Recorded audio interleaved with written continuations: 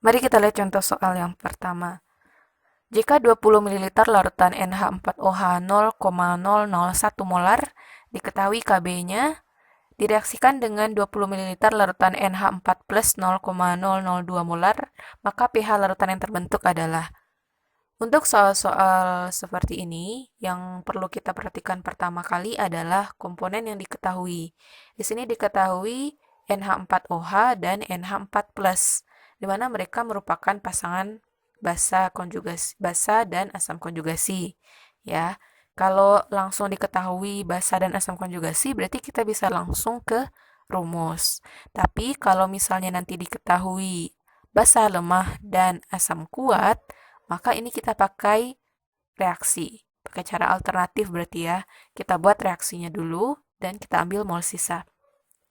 Kalau ini langsung aja, kita tahu bahwasanya pasangan basa lemah dan asam konjugasi ini menghasilkan larutan penyangga basa, berarti kita pakai rumus OH-. Nah, kita cari mol masing-masing dulu. Dengan rumus molaritas kali volume, dapat satuannya nanti pakai milimol ya. Kita masukkan langsung ke rumus. Kemudian pembilangan penyebut ini bisa kita coret tinggal 1/2, sehingga konsentrasi OH-nya adalah 1/2 kali 10 pangkat min 5 atau 0,5 kali 10 pangkat min 5.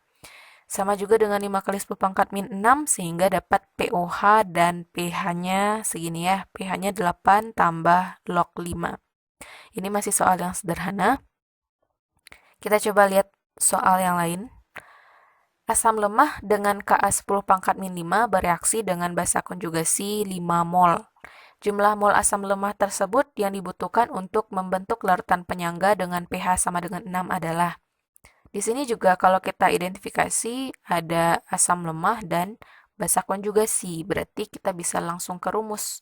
Tapi bedanya dengan yang tadi, kalau yang tadi pH-nya yang ditanya, kalau di sini pH-nya nggak ditanya, pH-nya udah diketahui, yang ditanya itu adalah mol asam lemah. Tidak usah khawatir, langsung aja kita tulis dulu diketahui kalau asam lemah dan basa konjugasi berarti dia merupakan larutan penyangga asam.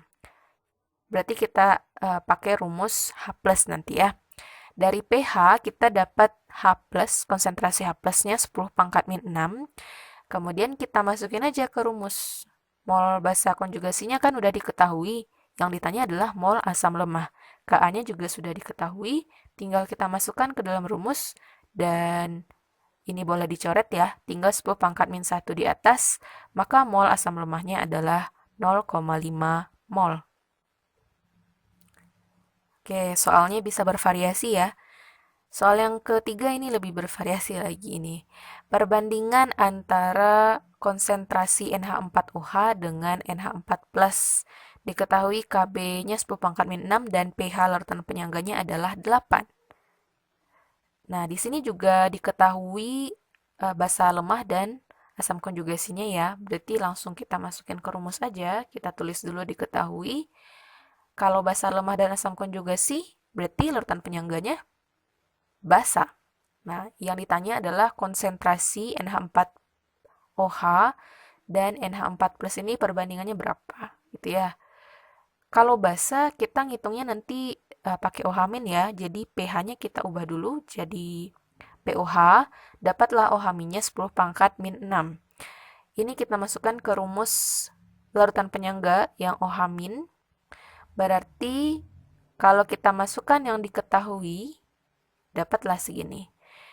Nah, mol basa lemah dibanding dengan mol asam konjugasi ini dianggap sama dengan konsentrasi perbandingan konsentrasi NH4OH dengan konsentrasi NH4+, karena di sini volumenya kan nggak dikasih tahu. Kalau gitu kita anggap volumenya sama, di mana mol itu adalah molaritas kali volume, ya kan? Volumenya kita coret, tinggallah konsentrasi. Ya, jadi kalau misalnya nanti dikasih tahu volumenya baru kita masukin, ya. Ini bisa dicoret tinggal 1, maka NH4OH dibandingkan dengan NH4 plus konsentrasinya adalah 1:1. Jadi ini permainan rumus. Oke, kita lihat soal berikutnya. Sebanyak 25 ml larutan NH4OH 0,1 molar direaksikan dengan 25 ml H2SO4 0,01 molar. Berapa pH campuran? Ini dia yang berbeda dari yang tadi. Jika yang tadi langsung diketahui asam atau basa lemah dengan konjugasinya, di sini yang diketahui adalah basa lemah NH4OH direaksikan dengan H2SO4 asam kuat. Maka kita perlu buat reaksi nanti. Kita kumpulin dulu yang diketahui.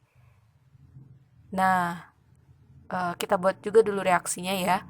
NH4OH direaksikan dengan H2SO4 menjadi NH4 2 kali SO4 plus H2O.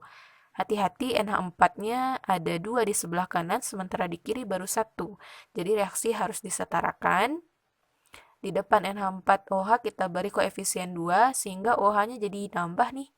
Ada 2O dan 2H.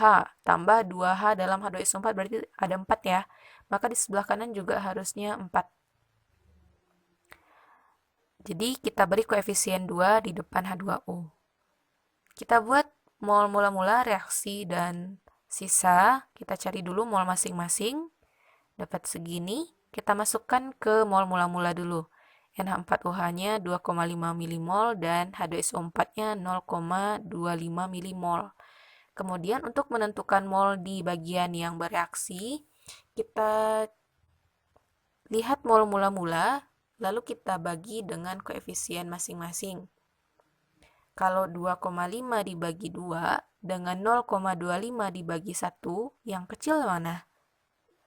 0,25 ya. Maka 0,25 milimol inilah reaksi pembatasnya atau yang bereaksinya 0,25 milimol. Kemudian untuk di samping kiri kanan kita sesuaikan dengan perbandingan koefisien. Karena koefisien H2SO4 1 dan koefisien NH4OH 2, maka mol bereaksi di bagian NH4OH adalah 0,5.